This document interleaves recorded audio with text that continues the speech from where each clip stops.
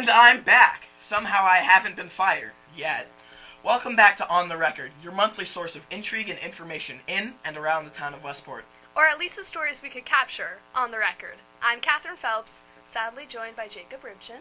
Sadly? Sounds like a you problem. Anyhow, ever since I took Henry Watson's investment advice from the last episode, I've lost a ton of money. Sounds like a you problem. That's alright, because you can just go to the new and improved job bank. The what? The Staples Job Bank? You've never heard of it? No, but I'm glad we have this segment to find out about it. Roll the clip.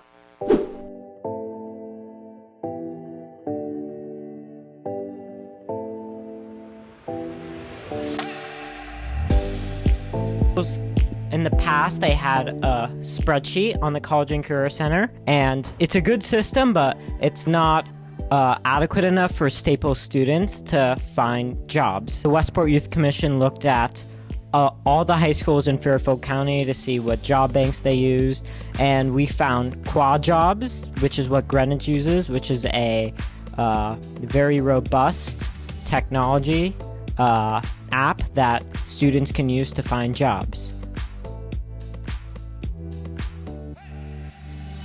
The Westport Youth Commission is a town commission, and we're focused on bettering the youth in the entire town of Westport. So that includes Staples, and that includes private schools in the town of Westport as well. It gives them an easy way to access jobs that are local and will pay enough for their interests. Whether you can work 5 hours a week, 5 hours a semester, 5 hours a month, there will be jobs suited to your needs. There's repeating jobs that you can get, and there's also jobs that you can get for a one-time only when you're free. Once it launches, we are going to keep promoting it and expanding it, maybe to have volunteering opportunities or to expand it to other towns such as Wilton. If you're looking for a job this summer, be sure to check out the Westport Student Job Bank. I hope the system gets some use. I could use the cash. Maybe you'll catch these hands scooping your ice cream this summer. I really hope not. If I had a few extra bucks, I'd take myself to a baseball or softball game. I once got confused and signed up for softball instead of baseball. Even now, I can't understand why those sports have different names. Are they really all that different? Both have pitches and hitters and in and outfielders. We don't call girls soccer kickball, and we don't call boys lacrosse sticky throw catch game. Like, why? Why is baseball different? It's because you hit it from a base and the ball is soft in softball? No, wait, you hit from the base. You know what? I think we should just throw this one to the experts. I'm Zoe. And I'm Will. And today, baseball and softball players are going to be switching places to see which sport is better. Let's go. What up, brother?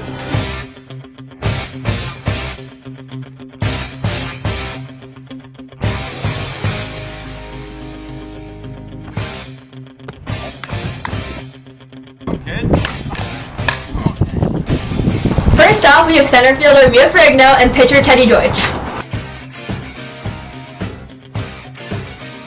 Rank among the best batters you've ever faced in your career? I would say pretty highly. She seems like a great softball player. Next up, we have pitcher Sadie Vincini and center fielder Luke Oakley.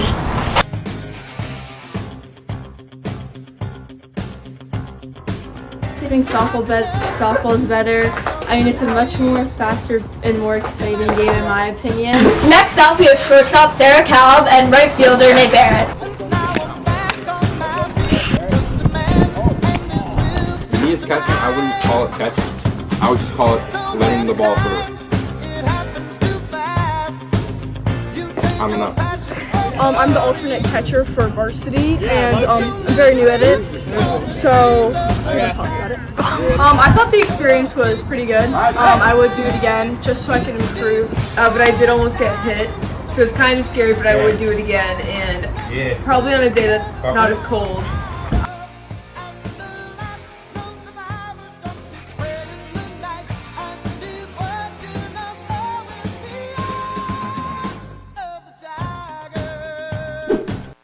My Wordle word today was pitch. I got it in 2 tries, not to brag or anything.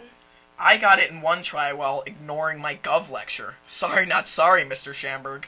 Okay, Jacob, we get it. But I'm sure there are people at Staples who are a lot better than you. Let's find out.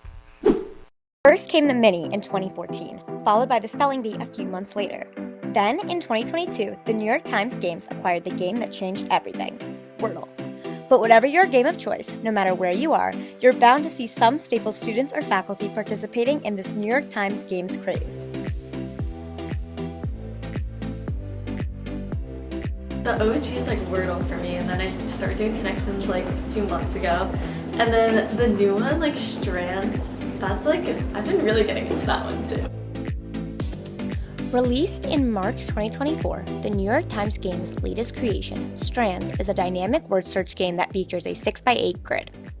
Players must find words based on a common thread revealed through a special word called a spangram. Players can get hints if they uncover 4 or 5 letter words that do not fit the theme. It's different. It's kind of like a word search, and I love word searches. But whether you prefer Strands or one of the more classic games, the New York Times Games have the power to unite the Staples community. I've been playing Wordle since the beginning of the school year. I've never not gotten it, and as I keep playing, I keep getting it in less and less. I always do the New York Times connections. It's the first thing I do. It's the most important part of my day. The New York Times Wordle is pretty good, but you know what Wordle is better? Inklings Wordle. Head to inklingsnews.com for your daily Wordle fix. I think I'll try that out with my midnight snack. A nice, juicy chamoy pickle. A chamoy pickle? That sounds a little less than appetizing. Good thing Mr. Klein tried it first. I'm pretty sure he's invincible.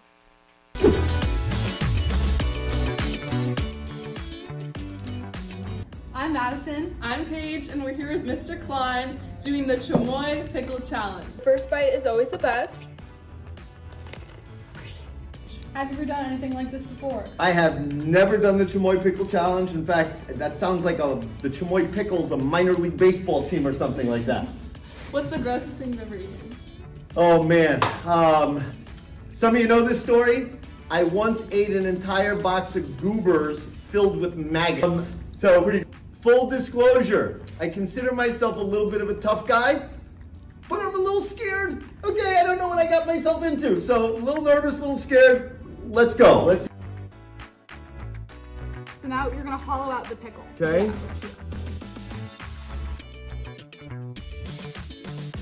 What we're gonna do is you're gonna grab some Takis. I'm gonna grab some Takis. Yeah, Takis. Right now. Okay. Well, let's check in with you. I did a little bit.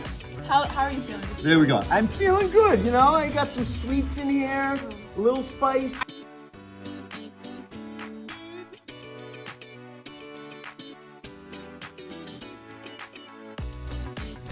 Alright, how's everyone feeling? I'm feeling good. Cheers. Are we doing it? Show a little up close of our pickle. 1, 2, 3, cheers! L'chaim! What? Are we doing it?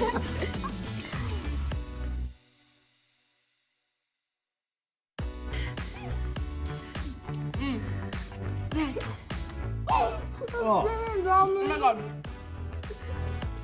Now, hey, mine's good. Mine's kind of good. I got a lot of fruit wrap in there. Another bite. Yeah, I'm liking it. The first time I didn't like it. Okay. No. Oh god. I'll tell you. But not, ladies, thank you for having me for the Chamoy Pickle Challenge. Are you gonna eat the whole thing? I'm not gonna eat the whole thing. Cheers. Go UConn! Well, that just about wraps it up for our show. And for you. You're fired. What do you mean for me? We're both fired. We're done here. Well, Catherine, this is definitely your last episode of hosting On the Record. And I'm retiring. The May show will feature a new set of anchors. I'm finally free. I've been looking for a replacement for Jacob for the entire year. Please, please save me. If you want to audition to be an anchor for next year's On the Record, scan the QR code on the screen now, or you could wait until the end of the video. Or you could check your email, but who does that? Fill out the Google form, and we may get back to you. Thanks for watching, and until next month, Go Wreckers!